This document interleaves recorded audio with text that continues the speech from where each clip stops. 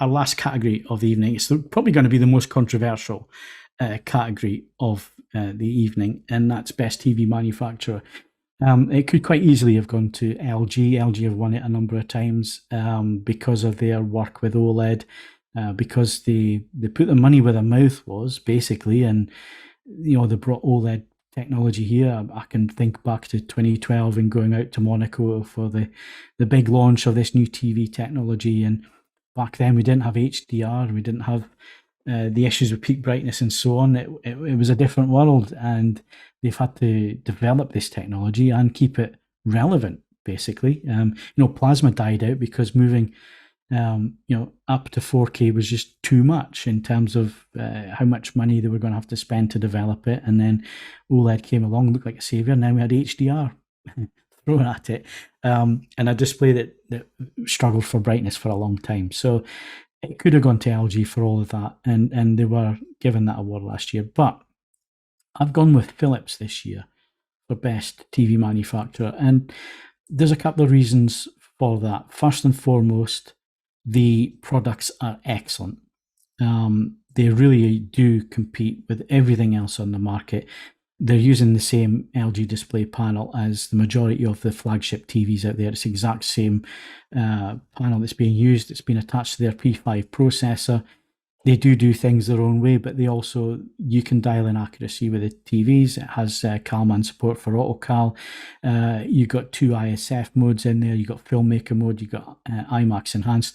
So whatever the flavor of accuracy you're looking for, there's the different picture modes there. There is the calibration controls to make sure that the TV is tuned and calibrated perfectly to the standards. And it looks just the same as any other TV once you get them calibrated. And people who've seen these TVs together, all calibrated, it's very, very difficult to. That's the whole point of calibration, obviously. Yeah. The things have to look the same. But in terms of picture quality, in terms of image fidelity, in terms of black levels and color and everything else, it really is up there. But the main thing is, it's great to see the resurgence of this TV brand. They've been in the doldrums for a long time. TP Vision took over a number of years ago, and they have worked really hard. They could have just gone with the Philips brand and kept it in the value end of the market, and made lots of money selling volume. But no, they've actually gone for the luxury market. They've set their sights high, and it's taken them a number of years to get to where they are now. But you got to hand it to them. They have developed it, and the big USP again for Philips is their Ambilight technology, which adds something a little bit different to the mix. And even if you are an image purist, Ambilight works for you. You can calibrate Ambilight. Yeah. The controls are on there. You can measure your wall behind the TV and find out what color it actually is, and then profile that and do your software do the calculations, and you'll be able to have perfect D65 white behind your TV. And set it at the right level. Why is that important? It's what the professionals do. You see graders or editors sitting in a room for 12, 14, 15 hours a day editing films and so on.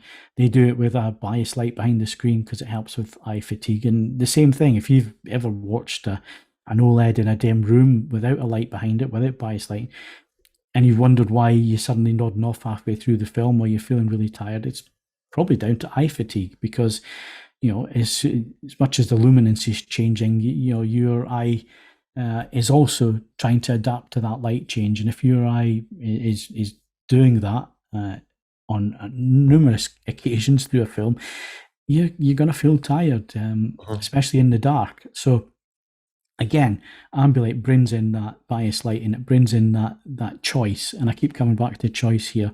It gives you that choice if that's what you want. Or you can put it on the follow video setting, where the lighting will match whatever's on the screen, and give you immersive effects around your picture. And I'm not going to say that's a bad thing, because I've actually done it a few times and put it on that mode and sat and thought, that actually does look not right. It's not accurate. It actually looks a bit cool, actually.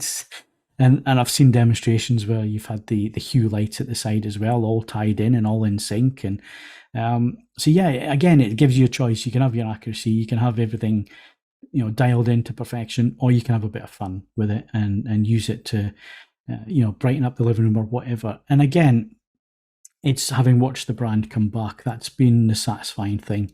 They've put a lot of work into it, and it's good to see small brands that have disappeared come back again, like European brands. We've seen a lot from Japan and a lot from South Korea, and they've added a lot to the market. But it's nice to see European brands, back again, back at the forefront, and great partnerships as well. I mean, another thing that sort of tipped it towards Philips was the partnership with Bowers and Wilkins.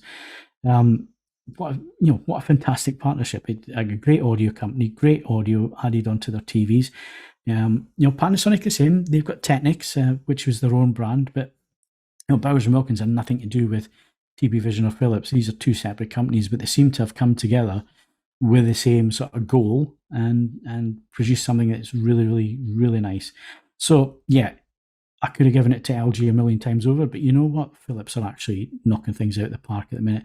They've got a bit of, they've got a bit of a stride going. They're confident. They're doing things right, and so yeah, well done, Philips. Manufacturer year. You're going to tell me I'm wrong, Jules, but that was my choice. You're right about the bias lighting. We are sticklers for that kind of reference thing in a grading studio. And I can calibrate obviously the bias light to be accurate in people's homes, which is great. So, but on the other hand, if you're playing some music or whatever else, if you're having a party, I can see the attraction of having the bias light in there as well. So that could really work for people. The soundbar again, we've touched on that. That sounds great. Well, it should do. I'll next time I come across one, Phil, I'll put it through its paces and I'll let you know. I know you will. Yeah, yeah, I mean, are you saying they're the Accrington Stanley of television manufacturers, back from the dead? Yeah, almost really. We've seen a few brands go that way. Well-known brands go that way, and they're now starting to come back. There's been quite a few that have disappeared over the years. Sharp, Toshiba, Philips. They all kind of disappeared off the radar, but now starting to come back again. Philips have been the one that are TP Vision behind them that have really pushed forward, and it's been impressive to watch. And it's also been impressive to see people like Danny Tack, who wants to engage with the community, wants to find out, what do you guys actually want on the TVs? What can we add in? How can we improve it and improve it year on year? So it's refreshing, and it's nice to see, and that's why they've picked up that award. So well done, Philips.